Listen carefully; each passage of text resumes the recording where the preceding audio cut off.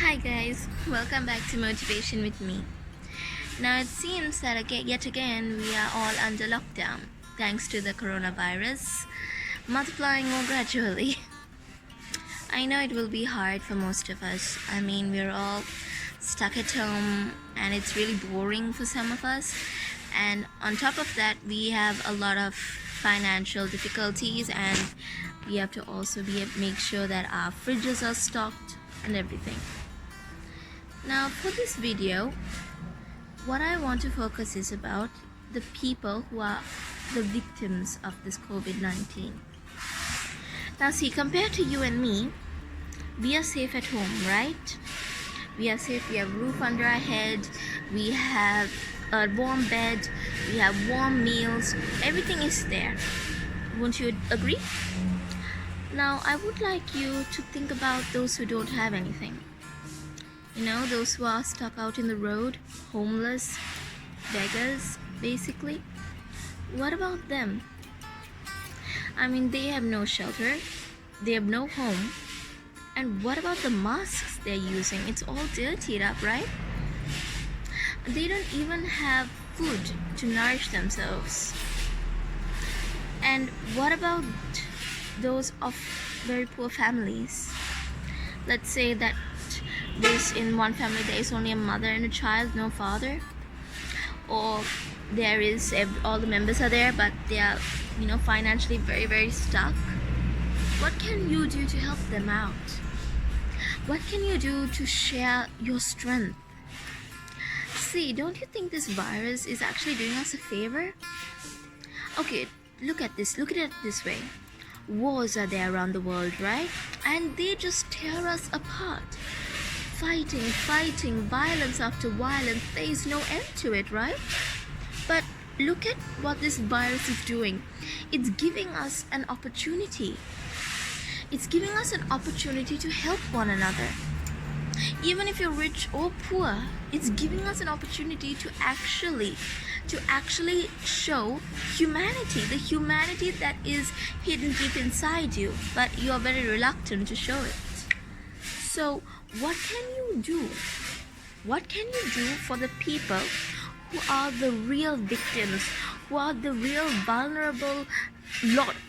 They are the vulnerable lot. Alright? Okay, yes, we all are vulnerable, right? We all are. I'm not saying we are not. But think about those who are fully exposed. They have no shelter, nowhere to go to. It's very dangerous. This is even worse than someone coming to kill you. Just imagine their state. What can you do now to bring their spirits up, to motivate them? After all, this is what we are all about, right? Motivating one another, helping one another. I always encourage you guys to always help each other out. Now see, even to those beggars out there, do they have family? Maybe they do, and maybe that family is not willing to take them in. That's when we must step up. I know doing too much also can seem like a odd thing, like you're going over the limit, you should limit it. Yeah, I get that. You can have your limits. But don't ever not request or don't ever not aid someone who needs help. Just try to be a little empathetic, not sympathetic. Try to be empathetic. For those of you who don't know, empathy means you are putting yourself into another person's shoes. You are understanding and trying to feel what they feel during a certain situation or during a certain time period of their life. Now, just try to take a moment, breathe, close your mind and imagine yourself in a beggar's shoes. Try to imagine their hardships. Just imagine not given any food, not having any shelter, being rejected by the family. What safety do they have? What safety are they having against the virus? Look at us. We are all human, right? We are not animals. I just don't see the point in us being human and not showing humanity. It doesn't hurt to show humanity. Now see, I'm going to put a bit of a religion into this as well. I'm a Roman Catholic, as most of you must be knowing by now. And in my Bible, in the Bible that we follow, and we follow Jesus' teachings, his words, his ways, we see how much he was there for the poor. I'll tell you one scenario from the Bible. Now, there were 12 disciples. Jesus had 12 disciples. And one of them was called Judas. So Judas Iscariot, his name was. Now, Judas was in charge of all the finance, they had amongst them. And it came to a point where they actually received a lot of money that they were able to actually buy, some food, like they could just eat something. And Judas went and told it to their master, that's Jesus. All the disciples went and told. And Jesus told, no, give it to the poor. Judas was very angry. He didn't understand. They had a lot of money. Why couldn't they keep a little bit even for themselves? Because they were always traveling. They didn't have constant meals and all that. And not even proper water. Yet Jesus told him to give it to the poor. Judas kept on negotiating with Jesus, saying, Master, no, we can do this, we can do that. Then Jesus got very stern and said, didn't you hear what I say? Give it to the poor. At that point, Judas was very, very angry. He was very angry that he took the money and he threw it at the poor. He didn't even give it to them by the hand. He threw it. And in the end, we all know what happened to him, right?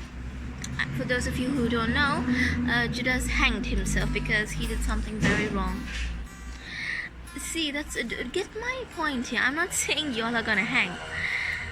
When you do something for another person, do it with a good heart. Don't do it for the sake of doing. You are not gonna gain anything. Trust me. Because when you help someone and you're doing it for the love of that person, even if you don't know the person, you're doing it because you love to see that person at least smiling or that person safe. That will actually give you a good feeling that, they carry that act. They carry that act that you have shown, being kind, being generous. And they give it to another person. They actually do. They actually disperse the behaviors that we put to them to others, to other fellow beggars, or to other fellow comrades, or whoever. I will tell you this. I'm going to tell you, it's part of my personal experience. Now, many of you know St. Anthony's Church in Kochikade, right? So it happened that one day, my family and I, we just decided to go there. And it so happened that I made a certain treat that day, and that was too much for us. So I thought, why not we just give one of those poor people who always wait there. And I just wanted to give, not only because it was too much, but I thought it would make another person happy. What are the chances of that person even tasting something nice or something homemade? What are the chances, right? So then when we came to the church in Kochikade, I gave it to one man, the treat I prepared, and I just saw the smile on his face. At first he was very confused, why am I giving it to him? I just simply kept handing it out.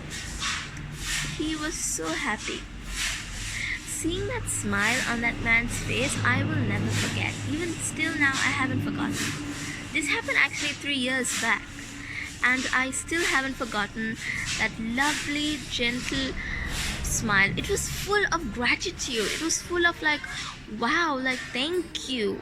It was that kind of feeling I got from him. See, you don't need words to make a connection with someone who is inferior or superior to you. You just need to have a good action, a good behavior. So I want you guys to understand that we should promote these actions and behaviors to those who are the vulnerable lot of this virus.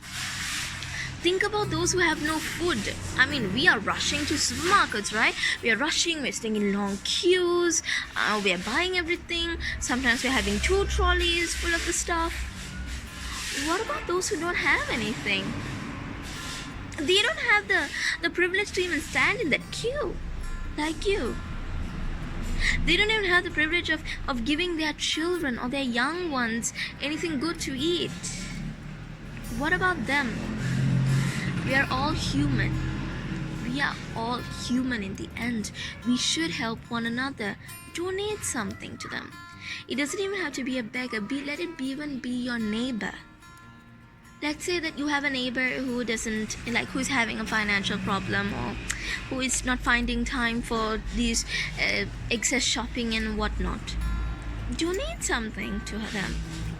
Don't even donate a meal. Donate even a dry ration. And see the feeling you get. That's an unparalleled feeling, a feeling of gratitude. You feel so happy. You actually feel at peace. I have felt this feeling. I wish for you to experience this feeling. Because trust me when I tell this to you, when you help someone out of love and not for the sake of helping, your rewards are much greater. Life has been kind to me in some ways because of that. Because I remember I try to help. I'm not saying that I help everyone all the time, no. When I try to help, I help. Otherwise, I just, I also feel really bad when I just see someone unable to eat. I really feel bad. What about those who have no home? I mean, in the nights, they're in the rain, they're cold, their clothes are half torn. What about them? Donate a blanket or two, donate even a pillow. Keep them warm. Donate some old clothes you have, guys. I'm not telling you to run a charity. Of course, this virus is dangerous. I get that. But try to help save our fellow brothers and sisters. They did nothing wrong to you. And who knows, one day they will come and help you. Okay, maybe you'll see them as low and they're beggars. What can they do? I get it. I mean, that goes a lot. But trust me, you will never know it until you see it.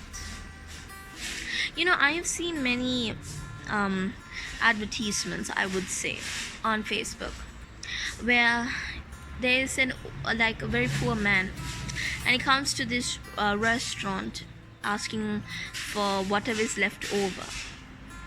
And when the shop owner saw it, he was he felt very disgusted because it was a shame to his shop. However, one of the customers ordered 2 bowls of the noodles or ramen, and he gave one to this poor man. That man, learning how kindness was from this other man, wanted to repay him back one day. He definitely kept his word, and he did repay him back. Not by giving another bowl of noodles, no. When that man grew old, he didn't have a home. And that was that day that beggar actually found that man and asked him to come and live with him. Can you see that? It will take a long time for them to pay back what you have done. Because see, you can't determine what time they're going to pay. You can't ask it immediately. But they will definitely be there for you one day. The day you even least expect it, they're gonna be there. Or it won't even be them, it will be someone else giving you something, but 10 times fold. I mean, that's honestly amazing, isn't it? See, when I ask you to help, don't do it for that sake either. Don't do it for the sake knowing that, I'm gonna get 10-fold of the help I do today. No, don't. It's not gonna be worth it. Do it out of love. Do it out of sincerity. Do it out of humanity. That's why we are called human. Human equals humanity. Remember that we are all in this situation together. No one is doing this alone. No one is surviving alone. We all have to work together, and the only thing we can work together, the only thing we can do is help one another. And helping is also motivation. See, when you give a food to a beggar or to someone who doesn't have anything, it's motivating them that they are going to live on, they're going to survive this. Or it motivates them to help someone else, someone who is less fortunate than them. So just see how you're making a connection. You're actually making your ties more and more stronger. You're making more and more bonds as you go along. And thereby, they make more bonds too. And they learn from you. The people you help learn from you how to respect, how to show more humanity, how to be more happy with life, how to be of assistance to others who are in dire need. I mean, we can't do much for people of other countries, right? We have to first start with our own. When we start with our own, only can we understand what are the steps we need to help someone else. Start small, baby steps. No one is asking you to go and grab the moon. But start small. Help a neighbor, help someone who is homeless. Because you see, I can't also expect you to, or even I can't expect myself to go and help those who are unfortunate, like less fortunate in other countries like Africa and Brazil and whatnot. That is why we have to always start at home. And home means not our home, but our country, our motherland. Start at home. Start your motivation at home. Start to help at home. And see how you will feel. See what greatness you feel. And believe me when I say this, do pass on your ways, to pass on this kindness you all have. You all have it. It's just only a matter of putting it out. I hope you guys enjoyed this video, and I'll catch you guys soon. So take care.